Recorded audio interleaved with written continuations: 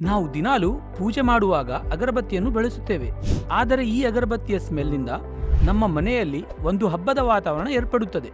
ಆದರೆ ರೀಸೆಂಟ್ ಆಗಿ ಕೆಲವು ಸ್ಟಡೀಸ್ ಒಳಗಡೆ ಏನು ತಿಳಿದಿದೆ ಅಂದರೆ ಈ ಅಗರಬತ್ತಿಯನ್ನು ಹೆಚ್ಚಾಗಿ ಬಳಸುವುದರಿಂದ ಕ್ಯಾನ್ಸರ್ ಬರುವ ಅವಕಾಶವೂ ಇರುತ್ತದೆ. ನಿಜ ಹೇಳಬೇಕೆಂದರೆ ಈ ಅಗರಬತ್ತಿಯೊಳಗಡೆ ವಿವಿಧ ರೀತಿಯ ಕ್ಯಾನ್ಸರ್ ಅಂಶಗಳು ಬಳಸುತ್ತಾರೆ.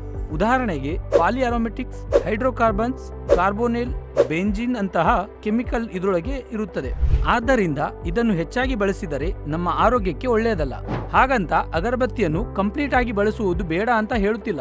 ಆಗಾಗ್ಗೆ ಬಳಸಿದರೆ ಯಾವುದೇ ಅಭ್ಯಂತರ ಇಲ್ಲ. ಆದರೆ ಯಾವ ಮನೆಯಲ್ಲಿ ಪ್ರತಿದಿನ ಪೂಜೆ ಮಾಡುತ್ತಾರೆ ಅಂತವರು ಈ ಅಗರಬತ್ತಿಯಿಂದ ಸ್ವಲ್ಪ ಎಚ್ಚರಿಕೆಯಿಂದ ಇದ್ದರೆ ಒಳ್ಳೆಯದು. ಅದಕ್ಕೆ ಮಾರ್ಕೆಟ್ ಒಳಗಡೆ ಕೆಮಿಕಲ್ಸ್ ಇಲ್ಲದ ಅಗರಬತ್ತಿಯನ್ನು ಬಳಸಿದರೆ ಒಳ್ಳೆಯದು. ಧನ್ಯವಾದಗಳು.